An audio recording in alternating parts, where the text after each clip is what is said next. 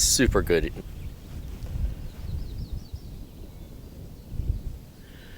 Really nice morning. But the mosquitoes are pretty relentless.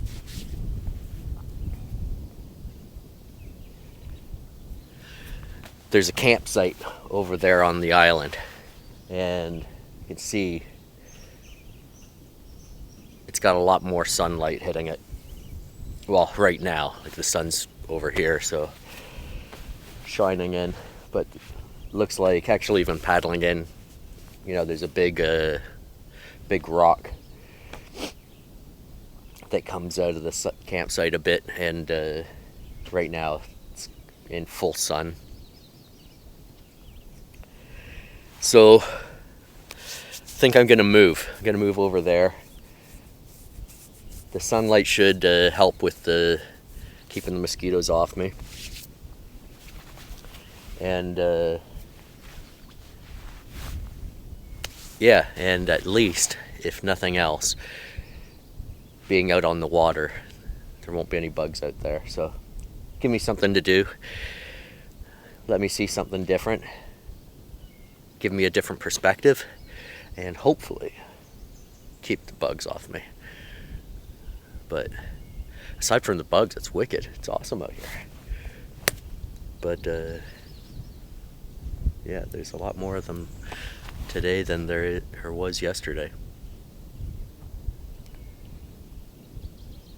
I had a great night's sleep last night, by the way, as well.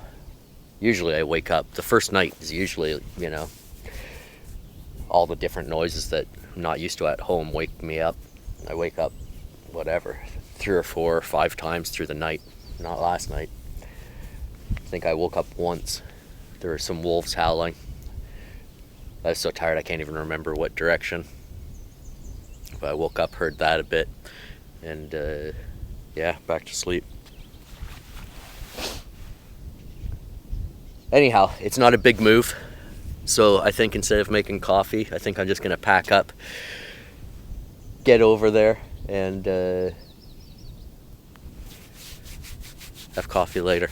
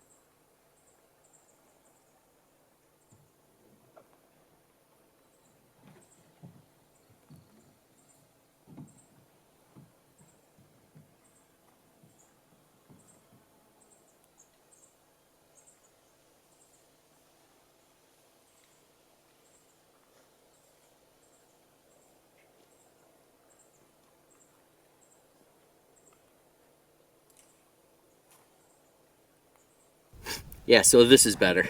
Definitely less mosquitoes. There's more deer flies, but that's all right.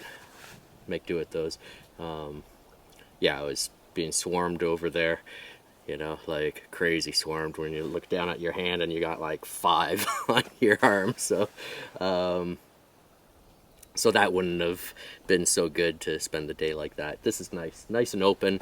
Nice view, nice fire pit, log to sit on. There's a birch tree that's down, so there's tons of firewood just laying around. So yeah, really good. I took a quick moment to just splash off a bit. That was nice. I think I'll go for a swim later. You guys don't need to see that, but yeah, gonna get the coffee going, then set up camp.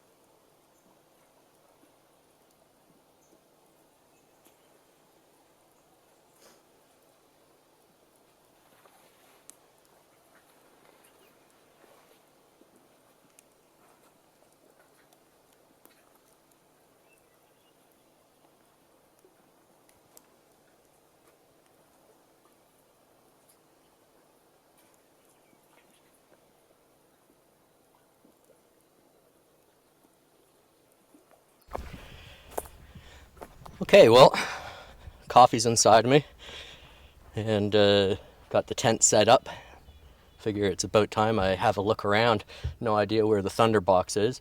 Also have to keep an eye out somewhere I can hang the food bag. So this site is a bit more open. So yeah, so there are a couple branches near the tent. So, and actually I can see someone's paracord stuck up there. But yeah, I might have to hang it closer to camp, which definitely don't want to do, but just looking at the condition of the trees, yeah, there's not a whole lot to go off of. So anyway, have a look. See if we can spot the box anyway. I've got I don't think that's it. There's a game trail here, but I don't think that's a people trail. So you can see trail. Don't think it's people trail. Don't want to be back here too long. The deer flies have been kind of nasty, but definitely, like I said, not as bad as the mosquitoes over at the other campsite. But yeah, in the trees, bugs are always worse. So see what I can find and get back to camp. Oh, there's the box. That's funny. It's like right on the trail. I'll show you. Here, I'll go back so that you can see. It's kind of funny. All right. So, trail. Thunderbox. So, it's always nice when people miss the box with their toilet paper, but yeah, that's gross. Anyway, so further back on the trail.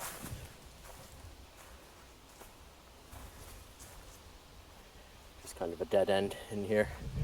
So anyway, so I found it. That's good. We'll need to make use of that at some point.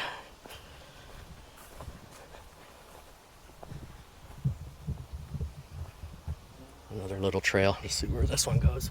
Let's see. So there's the Thunderbox over here. And then just to the right, little trail. Definitely a game trail, but who knows?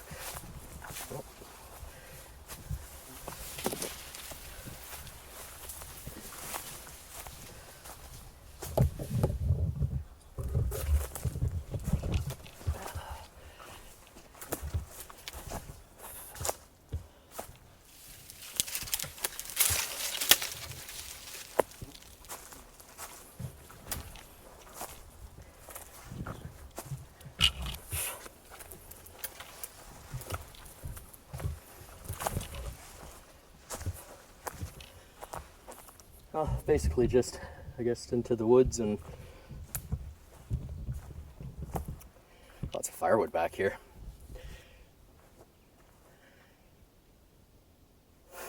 Yeah, the deer flies have found me. I don't know if you can hear them buzzing, but there's another trail. Take that. It's heading in the right direction, so should head back to camp.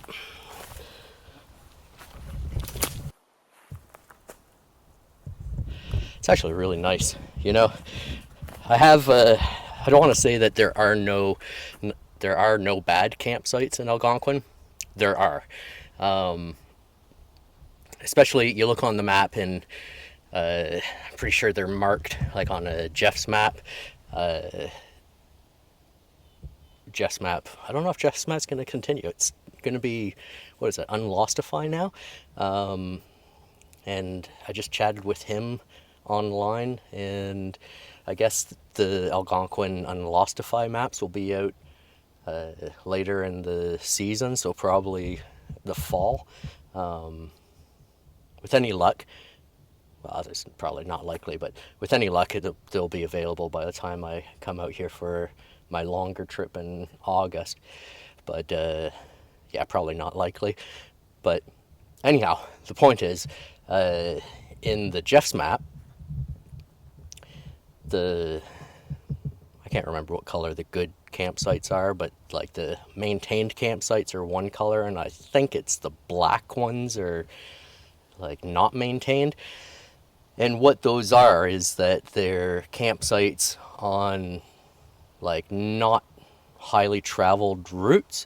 So for example, off of this lake, I went with my daughter Chloe. We came out here and then we headed south on a route, and it was, you know, wish I could remember the name of the lakes, but there were a couple small lakes at what I can remember, and you know, sort of longish portage, I believe. And then there was a campsite at one lake that, yeah, I'm hesitating because like it was a lake, but it was very swampy. And when I was out there, I was thinking, Be a great place for for bears and moose to hang out, and that's about it. So yeah, the campsite was really low to the water, and like even walking over to it, it was like wet ground. The fireplace, the campfire pit was there, but nothing spectacular by any means. And you guys should know that like that kind of thing, usually it doesn't bother me. I don't care. I could set up a tent right here where I am and be just fine, happy. But that said, some of the campsites are just not maintained. And so in Algonquin, I can't really say there are no bad campsites, simply because the good ones, or like the maintained ones, are usually really good. From there, we just get really picky, like we could, like I'm saying, I could set a tent up here, right? So here, you see behind me now, just got a bunch of trees and everything, and some campsites are like that, where you have a clearing and a fire pit, and you don't have necessarily a clear view out to the lake. But you're in Algonquin, and it's quiet, and it's wonderful. But you might have the hopes of finding a campsite that is nice and open at the front, where you can see the lake and see the loons swim by, and west facing for the sunset, and also east facing for the sunrise, and whatever, unicorns that come out of the woods to visit you and cook you dinner. But yeah, we can't always get that. So yeah, but this is a nice campsite. This is I like it. It reminds me actually of one I stayed at a few years ago on Islet Lake.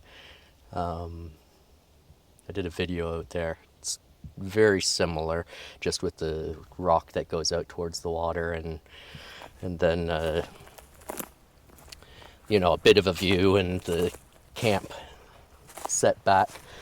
Lots of firewood here, so if I need some, I'll come back here and get it.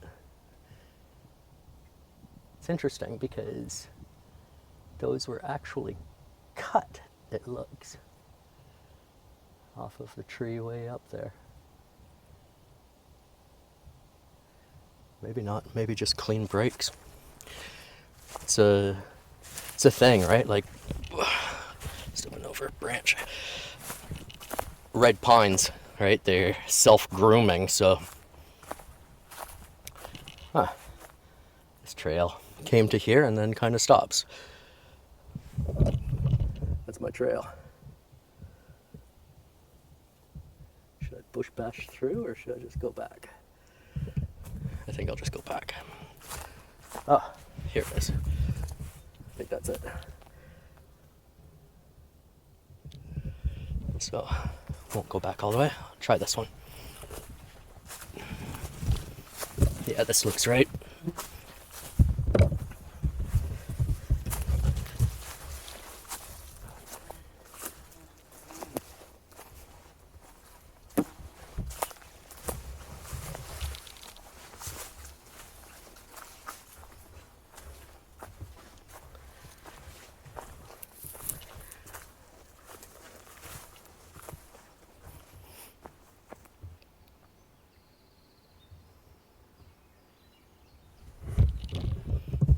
Okay, I'm home. Yeah, but this is really good campsite, as you can see. I'll show you again. There's my tent, and got the canoe over there by the fire pit. Step over a bit more. All right. Nice and open.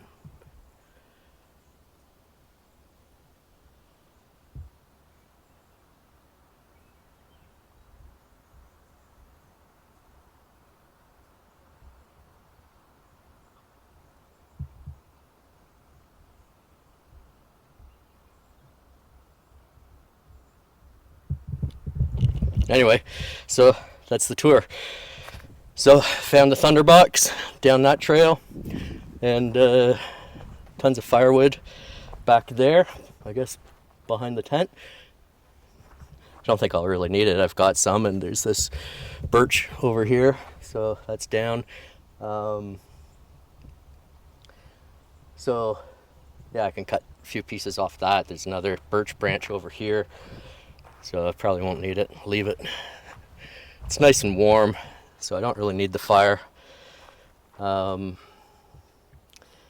Yeah, anyway, so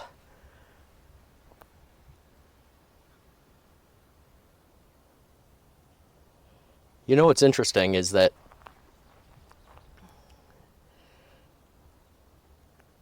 making videos isn't easy, but sometimes it's also this thing of motivation, you know? Be motivated to make a video. And it can be difficult, you know? And then there's other things, life stuff, you know? You have a bad day or a bad week.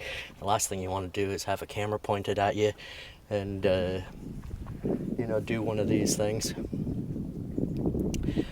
But after leaving the other campsite, I find myself in a situation that I can't remember the last time I felt like this. But yeah, lack of motivation to film. It's a very relaxing campsite. It's just so quiet out here today, you know? Haven't seen anybody since, well, I stopped in at Algonquin Base Camp briefly and said hi to Chris and Robin and met Andrew.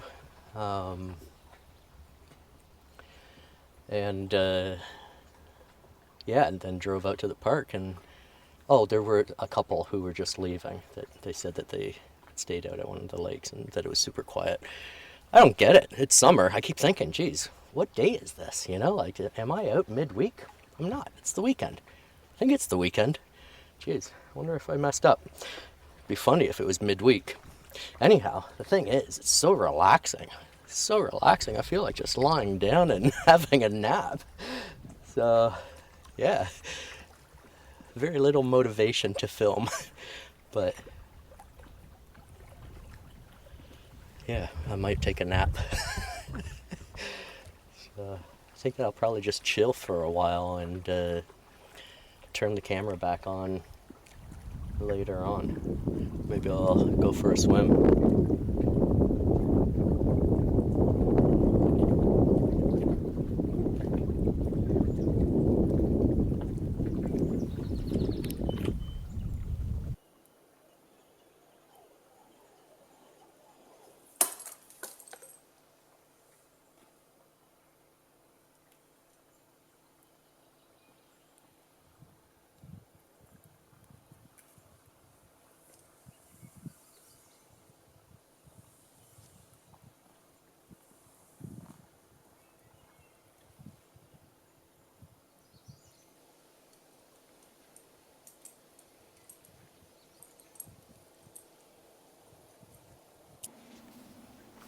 Okay, well,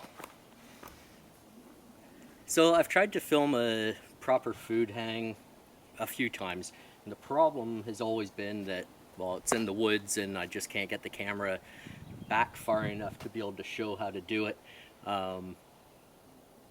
without trees and, you know, whatever in the way. So also being in the woods, it's darker, so it's hard to see the details. So fortunately, I've had to do the pulley system, and it's nice and open, so I think that I'll be able to explain it once again and hopefully clearly. I'm a big advocate for the pulley system. Sometimes you don't need it. Like last night, I was lucky. I had a nice, you know, long horizontal branch that stood out from the tree, and I was able to get a single line up and over. But like 90% of the time, you need to use the pulley system. Gotta be careful that I don't pull this rope here. So the reason is just hanging your food isn't enough, right? So if I threw this rope up over the branch, it's close to the tree. If I hoist this up and an animal comes along, a raccoon, a bear, like even squirrels or whatever, the food's right against the tree, so they're just going to climb up it and get into, you know, all my goodies. So the pulley is what we use, and basically this is just a 3/4 inch pulley. It's just a single swivel, so there's a swivel on the top and then, you know, the pulley wheel underneath. You could use a 1 inch. I wouldn't go lower than 3/4, but I like to keep my kit light. Not a freak about keeping things light, but 3/4 of an inch, that, you know, that'll hold enough weight for me, so that is what I pack. So yeah, so I've got my rope up and over. As you can see, when I let go, it's right against the tree. I used carabiners tied to the one end of the paracord. It's a 50-foot length of paracord. That gives me 25 feet up and 25 feet down, which, you know, in most cases is sufficient. And then, so the first rope that I threw up, I've got the pulley attached to it as well. So I actually had the carabiners attached at the same end as my pulley, threw it up, you know, got it so that I've got half the rope on one side, half on the other side, okay? So then I've got my second rope, which is also 50 feet long, and I've just passed it through the pulley, okay? So now what I'm going to do is going to clip this on so I don't lose it.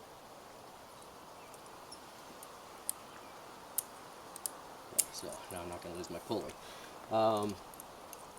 So now all I do is I just, with my second line, I just hoist it up, get this branch untangled. Okay, so now you can see I've passed my second line through the pulley, and now I've tied a carabiner onto the other end. Now you can just use like a loop knot. Yeah, that's all I have, just down at the end here. A running bowline is also a good one. An alpine butterfly works as well. You know, any type of knot that's going to give a fixed loop at the end, because you don't want it to slip. All right, so yeah, so that's what it looks like. Got carabiner attached to the second line. All right, now this is where the food is going to get tied into. Okay, so now I've got my food bag. For years I was using a barrel. I had a small barrel, 35-liter barrel. The thing was heavy and I couldn't get as much stuff into it as I wanted. You know, it's fixed shape, you can't bend a barrel. So I got this. This is an AquaQuest 35-liter dry bag backpack. So it's got the backpack straps built into it. It's a dry bag, same way as they all work, you know, roll up and clip on. And it's got these two pockets on the side, so I actually put my my paracord and everything inside here.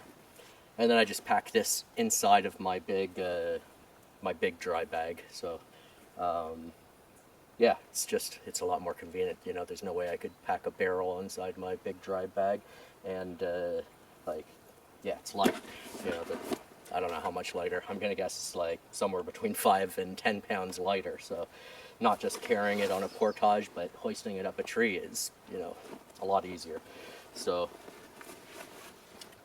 okay, so anyway, back to the hang. So I've got this carabiner attached, right? So this is the second line, right? So I just clip that on, right? So now I've got my food bag attached, right? And then what I'm gonna do is I will hoist up the line with the pulley next.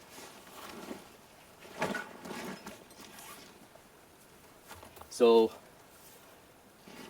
before I do that, the one thing I should point out is what I want to do is I want to hoist the pulley up as high as I can, but I want it to be down from the branch about 10 feet, 12 feet, right? So the branch that I'm aiming for has to be about 20 feet up, okay?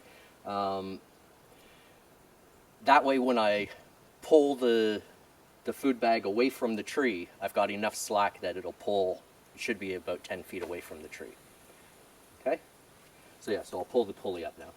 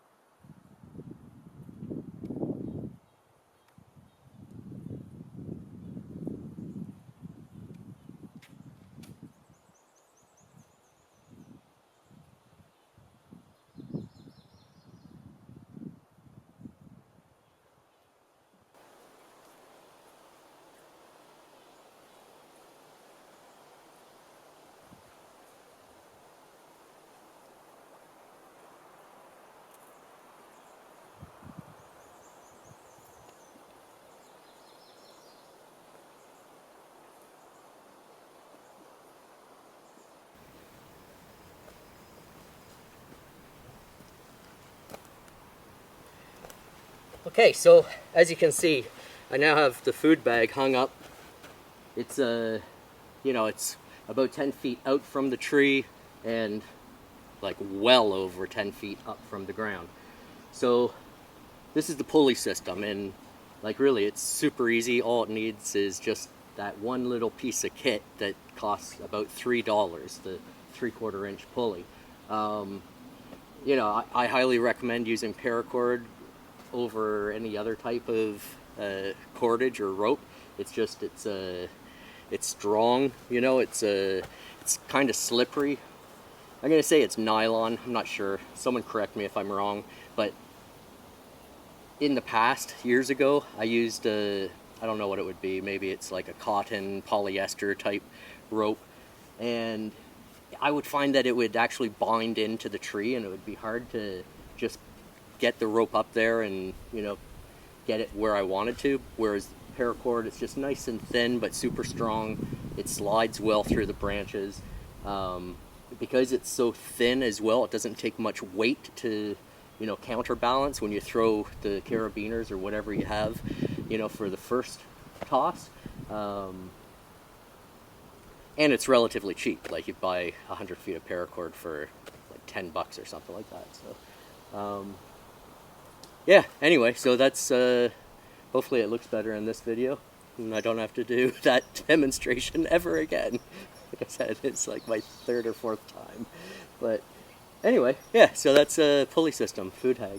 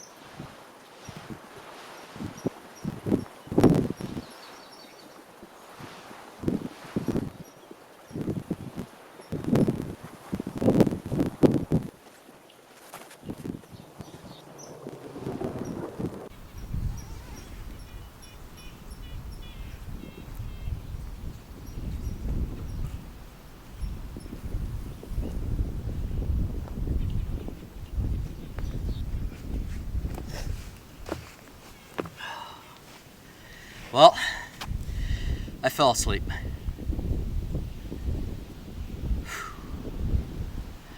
Sometimes you just need it. I guess today was one of those days. There's been a lot going on in life, and yeah, I've definitely been feeling worn out, so it's good to be out here, you know, and just away from everything. I slept well last night, but I didn't expect to fall asleep midday. Anyhow, I was planning on getting out in the canoe and paddling around a bit. The wind's really picked up. I can see over there that the other side of this island there's white caps. The island's kind of sheltering it a bit over here. I think I might put it in and just go this way.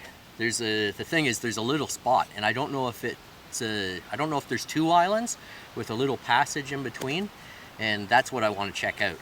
So, you know, every time I come, I go around the island, and every time I see this little thing that looks like it could be a passage through. So, anyway, I'm going to put the canoe in, get on the water, and I don't think it's too windy, but anyway, we'll see. If it is, then I'll just come back. No big deal.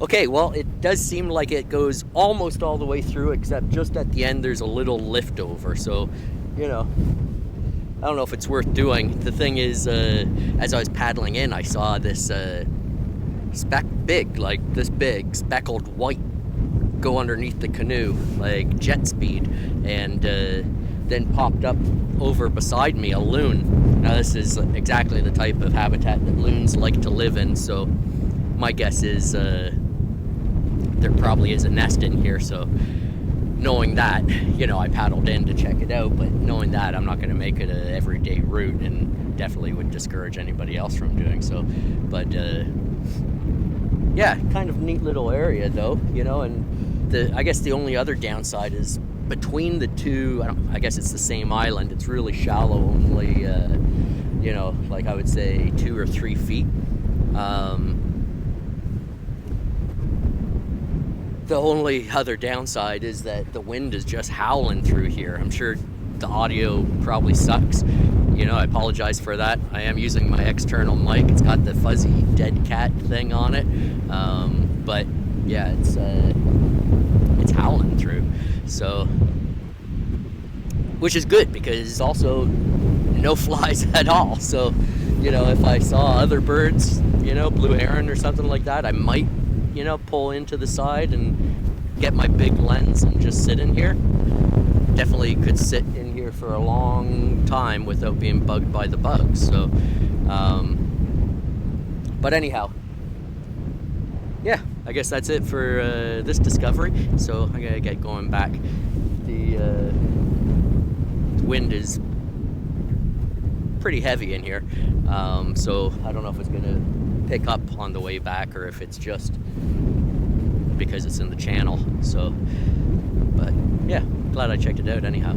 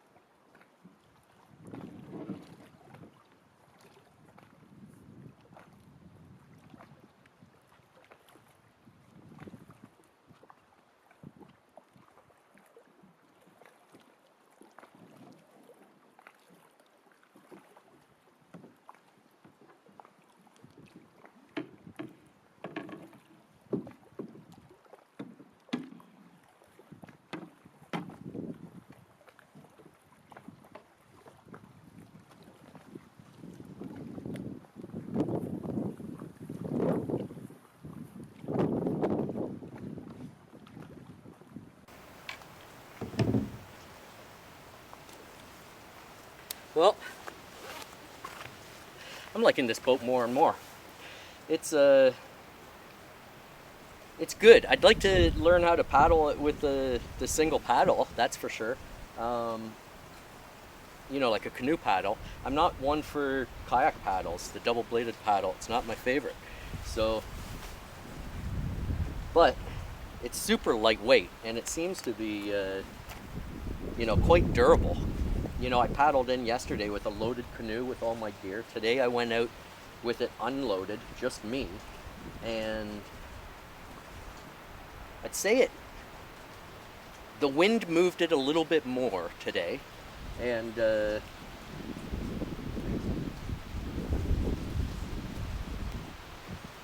I got something, I don't know if it's a wasp on me, but yeah, the wind blew it around a little bit more, but not much at all. You know, I was still definitely able to maneuver around. Yeah, it was good. I like it.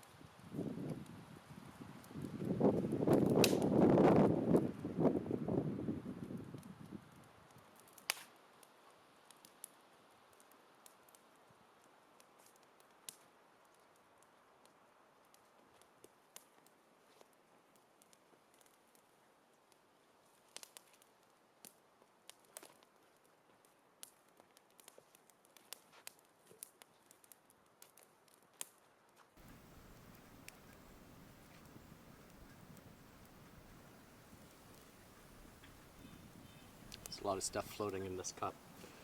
Forgot to wash the coffee out this morning. Yeah, looks kind of funky in there. Anyhow, so yeah, I'm just winding down now. Think that think in the morning I'm gonna pack up and get out relatively early. The thing is, the wind blew me in yesterday, and right now I would hate to be leaving in what it looks like right now. Like, there's white caps right up until like right about here, but a lot on the other side, and that's what it was like when I came in. So usually it's a lot, you know, it's cooler in the morning, and usually the lake's a lot calmer, so if I pack up I can head out and not have to worry about it. Nah, it's not always the case, so knock on wood, but I think that's my plan. It's also gonna try, I was gonna show you a stove. John from Backcountry Canoes asked me if I'd ever heard of this stove, and he had one. He lent it to me, so I was gonna try it out. It's Ohuhu. Ohuhu. Ohuhu. Anyway, it's a stick stove. I'm not gonna put it together. Have to figure out how to put it together. But it's a stick stove, and yeah, he put it together. Didn't burn anything or anything like that, but he showed me how it goes together, and it looks pretty cool, actually. I've got the firebox stove, but what he told me, actually, I'll show you. It's got this dish, and you pack that full of your sticks and everything, and then he said you just light it from underneath with a lighter. I guess you light it however you want, but then that sits inside and that burns. And anyway, it's made so that the wood gases flow between two layers of steel, so you get a better burn, and yeah, it's just more efficient. And this apparently cost 20 bucks on Amazon. So yeah, curious. Like I said, I use the firebox. Firebox has always worked for me. Firebox packs completely flat, right? Flat rectangle, so that's really convenient. But always interested in a new device, and that's kind of cool. Be better if it packed flat, but you know, when I came in, I just had this nested inside my stainless steel pot, so that worked. But anyhow, I'm not going to use it because just cooking over the fire is working for me, so why complicate things? I might get one on my own, you know, 20 bucks. It's worth it. You know, a backup, and yeah, we'll see. We'll see. You know, it's I said in another video not long ago, you know, I get gear hungry and need and want gear. I'm trying to actually use less and less gear, but some of the stuff's cool. You know, I want to try it. But anyway, so oh-hoo-hoo, not going to use you today. So anyway, so I'm boiling up some water. Tonight's just going to be a dehydrated meal. I've got a Mountain House lasagna with meat sauce. If you watch my videos, you know that I usually pack in some real food and usually pack in some dehydrated food. This stuff is, it doesn't matter what brand, you know, but like it's filling, it's nutritious, and super lightweight, you know. So it's funny because I packed in that steak and the potatoes for last night, and as soon as what I did was I had my Nalgene water bottle and I froze it at home, you know, froze the water, and then that helped keep the steak cold.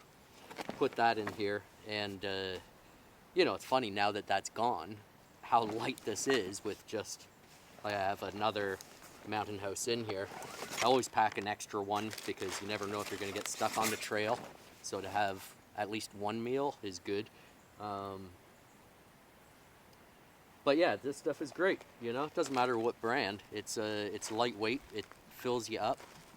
I don't care what anybody says, you know. I don't need steak and potatoes every night, and don't have to pack in whatever, real eggs, or worry about food.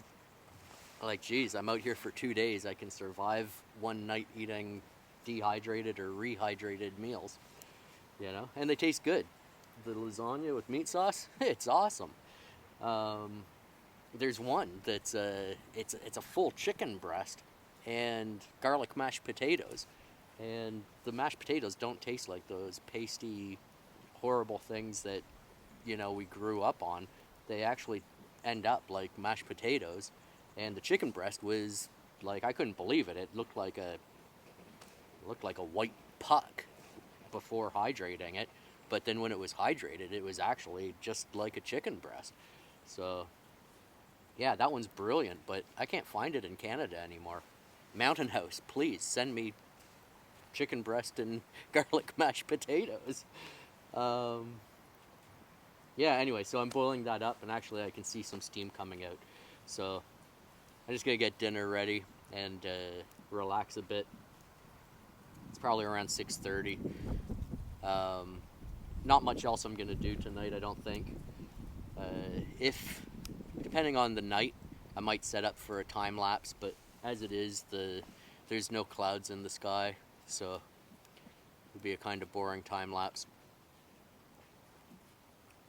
So yeah, anyhow, so that's it so far. So I don't know if I'll ramble on to you anymore tonight. I'll try to do a recap tomorrow anyhow if you don't see me again.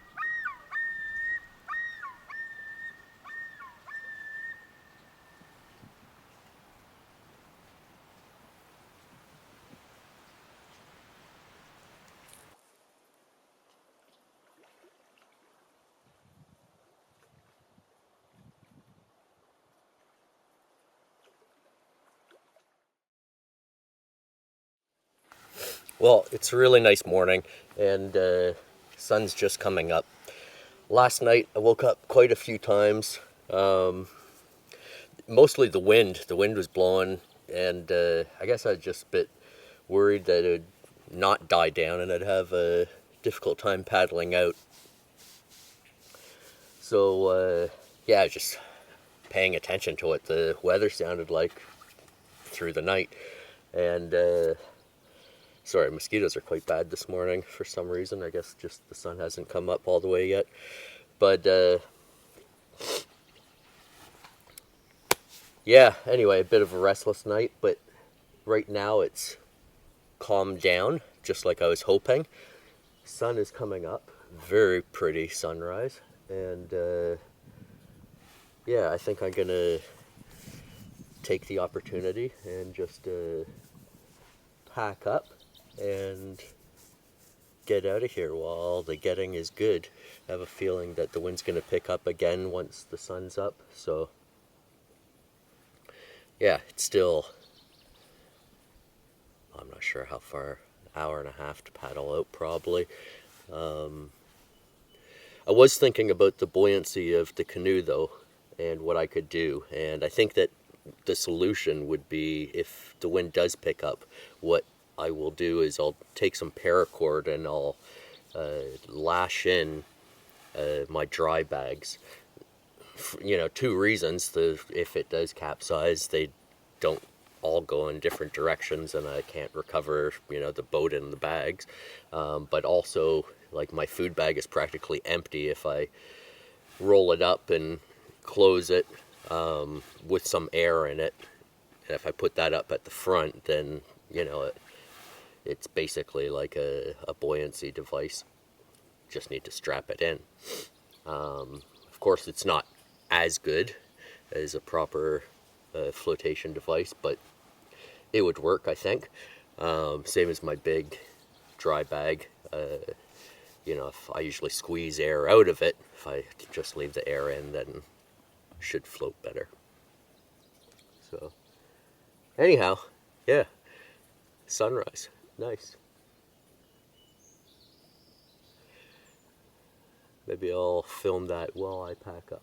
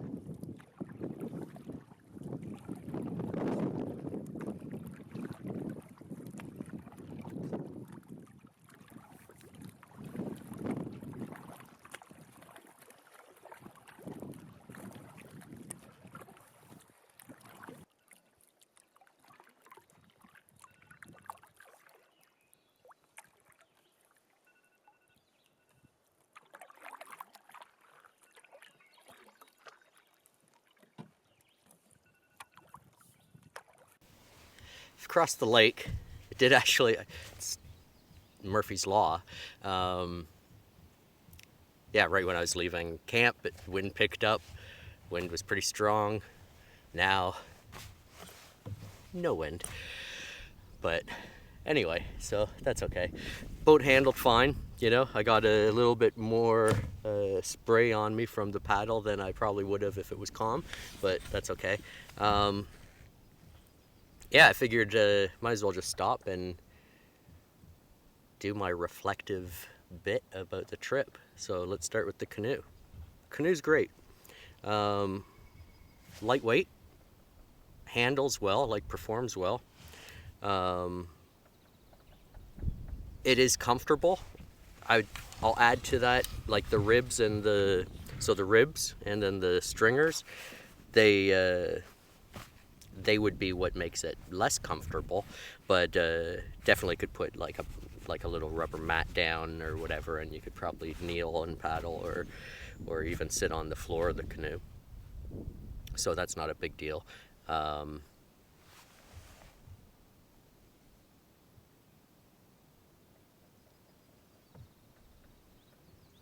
I'm drifting towards shore, and there's definitely something walking through the bush, so I'm just going to pull away a little bit. What else?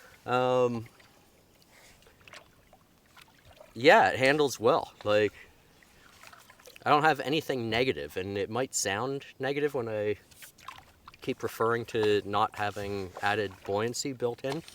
It's just a matter of fact, you know. There's actually lots of boats on the market without added buoyancy, but, you know, if I don't mention it, then, you know, some viewers don't know. And it's not, you know, a win or lose kind of situation about it. It's just a matter of fact. And I think that, you know, solo tripping, that's something I should have done, is probably brought something that was built in for added buoyancy. But if you're using this boat for recreational paddling, small bays, lakes, rivers, that kind of thing, I don't want to say you don't have to worry about it. I don't want that on my head. But I think that, you know, I don't know, I don't want to say you'll be safer. Buoyancy is important, but like I said, not all boats have them. So, you know, you go to most shops to buy a canoe and you can look for buoyancy, and lots don't have it. But, yeah, no, it's good. Another thing I was thinking about just when I was paddling and I was getting a lot of spray is that I use a milk jug as a bailer, and that's not really gonna cut it in this type of boat. I think that I should have brought my kayak pump, just because the stringers and the ribs, again, you know, you've got, I don't know, probably an inch and a quarter from the bottom of the boat. And anybody who's had a swamped boat before knows that when you get that water in there and it starts slushing around in your boat, it makes the boat less stable. So a kayak pump would be able to get right down to the bottom, and you'd be able to pump that water out, whereas you know, another type of bailer is just gonna, you know, the water's got to be at least that inch and a half, or whatever it is, inch and a quarter deep, and then you'd just be scraping, you know, the ribs and stringers. So yeah, I would say that a pump would probably work much better. Now you can't see me because the sun's behind me. But, yeah, really good. Of course, you know, what boat people buy is totally up to them. Try the boat. I think John would be into that too. If you're interested, contact Backcountry Custom Canoes. Talk to John. I think he would let you try a boat, you know, for the day, for the weekend. I don't know. Talk to him and find the boat that is suited to you. Who knows, maybe you could even build one with them. So that'd be a cool experience. So yeah, what else about the trip? Really good, actually. The weather was brilliant, and the gear I brought was good. I always bring a little bit too much gear, but the thing is, like, I have one bag that I bring. I have to go over it with you sometime, but I have one bag that I bring, a little duffel bag, and you know, or like rucksack, shoulder bag. You know, inside that is all the kind of like my emergency stuff, you know, or survival stuff. It's funny because I bring it all the time, but it hardly gets used. It's the stuff like first aid kit, and I do have a tarp in there, and what else do I have in there? I don't know, like my fire starters and things like that, just all the stuff that, you know, if you got stuck somewhere, and you're having a really miserable time, then you might want some of that stuff. So I bring it. But, and that was something just reflecting on while out. I got this bag always kicking around. I'm not going to leave it at home because it is, geez, leave a first aid kit at home? No, I don't think so. Same as the matches, stormproof matches. I'm pretty good at starting fires, but I have been out, and it's been raining all week, and it's a nightmare to get a fire started. So, yeah, stormproof matches, but they burn for like 15 seconds. That's great. Like, really, I think, I don't want to jinx myself, but if you can't get a fire started with a pack of stormproof matches, then there's nothing wrong with, the tinder, but there's something wrong with the person starting the fire, I think. Yeah, really good. Food was good. Always good to start off a trip with something nice, and steak and potatoes this time around was good, and, gravy to go with it. Tasted great, it tasted like something that I'd make at home. Then the freeze dried is like, it tastes good too, it tastes good. It's just, I find it always makes me kind of bloated afterwards, like just for whatever, the few hours after. I don't know if it's salt content or what, but I'd say that's the downside. But the upside is that it's so lightweight and easy to pack, so I don't think I'll really change that. Fishing. It's one thing I really need to start doing while out here. Filming takes a lot of time, but I am trying to turn the camera off more and just enjoy being out here. So I think fishing is something that I'm going to start doing. It'd be good. I've actually got a good family history of fishing and conservation, and so really it's something that I should probably keep up with. So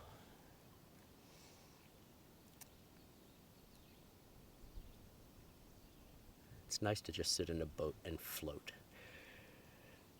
So yeah, not much wildlife. Saw loons last night while eating dinner. There's hardly ever wildlife right here. It's kind of a busy lake. Wasn't this weekend. I have no idea why, but yeah, not much wildlife, but that's okay. Don't need to see wildlife all the time, and sometimes you don't want to see it. Had the chipmunks and squirrels and things like that, the loons, so that was good. Yeah, anyway, good trip, great trip, and